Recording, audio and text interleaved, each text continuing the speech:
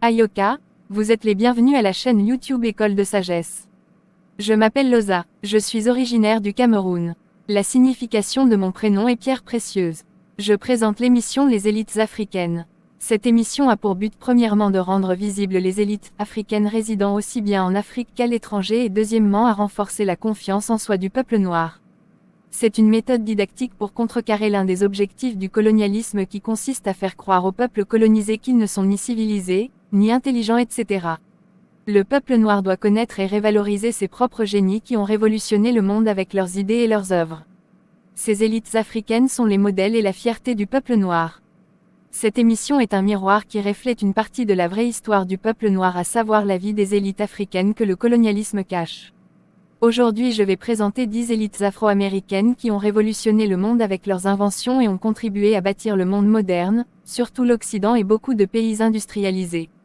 James Cooper, il avait inventé le 2 avril 1895 le système de sécurité des ascenseurs pour protéger les usagers.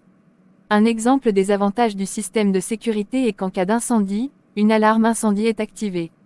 Un système de sécurité intégré peut verrouiller automatiquement les ascenseurs et envoyer des alertes au personnel de sécurité.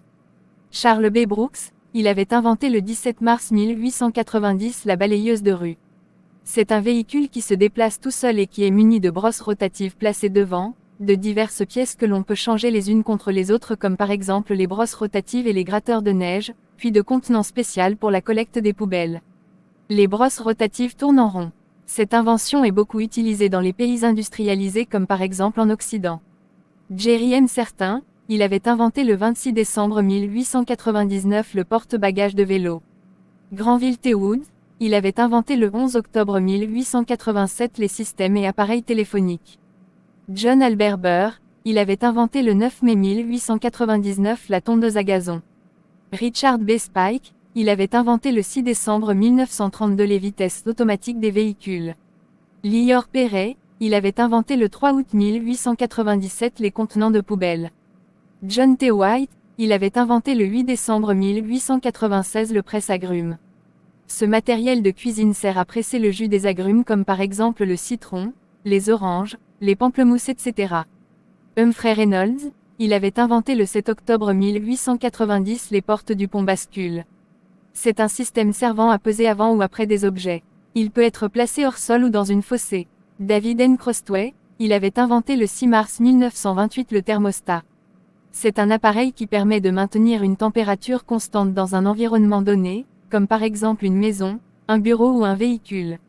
Il fonctionne en mesurant la température ambiante et en ajustant le système de chauffage ou de climatisation en conséquence. Leçon à tirer, ces inventeurs noirs étaient très doués dans le domaine de l'invention.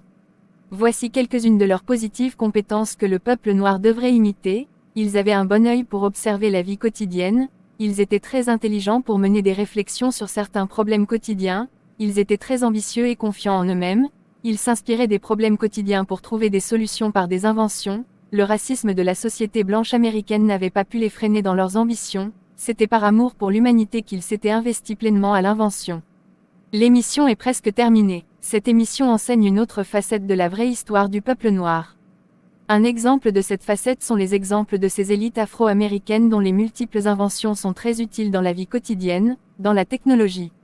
Le colonialisme a toujours présenté le peuple noir comme étant un sous-peuple, sans intelligence, alors que le monde moderne est influencé par les connaissances et valeurs culturelles africaines. Par conséquent, le colonialisme est un instrument de désinformation dont l'un des objectifs principaux est de déformer par différentes stratégies l'histoire du peuple noir. Ces stratégies sont par exemple l'école, la politique, les médias, les religions importées, etc. Pour clôturer, je vous présente mes meilleurs vœux pour cette semaine à travers une photo de la Châteaudoux, puis cette citation de l'anticolonialiste Aimé Césaire de la Martinique. Je cite, « L'Europe est indéfendable. Il paraît que c'est la constatation que se confient tout bas les stratagènes américains. En soi, cela n'est pas grave. Le grave est que l'Europe est moralement, spirituellement indéfendable. » Fin de citation. Le peuple africain doit être conscient qu'il doit se débarrasser de toute forme d'aliénation ou de prison provenant du colonialisme. C'est son devoir de révaloriser ses valeurs culturelles et même ses élites. Comment se fait-il qu'à l'école par exemple le programme scolaire enseigne très peu sur les élites africaines, ou que dans les publicités on parle très peu des inventions africaines, ou que dans la majorité des nations africaines les langues coloniales sont établies comme langues administratives, etc. Le peuple noir doit être conscient qu'il existe un mécanisme naturel que l'on appelle l'autorégénération. Ce mécanisme est observé aussi bien dans le règne végétal que dans le règne humain et le règne animal. L'autorégénération vient après une période de destruction, etc. Symboliquement, le colonialisme et toutes ses pratiques sont à considérer comme la destruction, l'impureté, la plaie, etc. Pendant que toutes les formes de lutte du peuple noir pour se débarrasser du colonialisme et de ses pratiques symbolisent le mécanisme d'autorégénération. Ainsi, c'est un devoir et un droit naturel du peuple noir de se débarrasser de toutes les pratiques destructives du colonialisme. Alors le peuple noir ne doit pas cesser de se révolter contre toutes les pratiques destructives ou coloniales des nations impérialistes. Dans le règne végétal, lorsque par exemple un feu de brousse brûle une forêt, une grande partie de la végétation est détruite. Quelque temps plus tard, la forêt se régénère elle-même par le fait que de nouvelles plantes poussent et la forêt réapparaît. Dans cet exemple, le feu de brousse symbolise la destruction et la repousse de la végétation symbolise l'autorégénération. Dans le règne animal, par exemple, beaucoup d'animaux ont leur méthode pour faire la toilette et se débarrasser des parasites qui sont sur leur corps.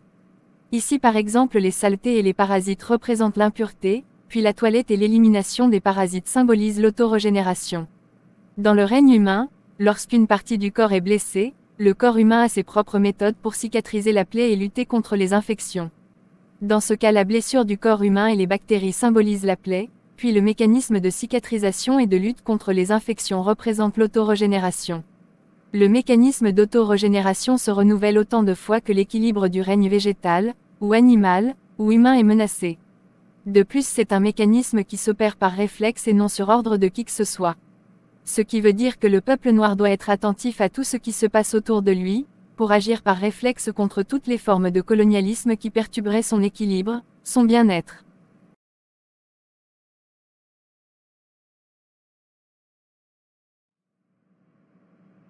Très chers abonnés, merci pour votre attention et veuillez partager cette vidéo au maximum à vos contacts pour l'instruction de plusieurs. Eiso, au revoir.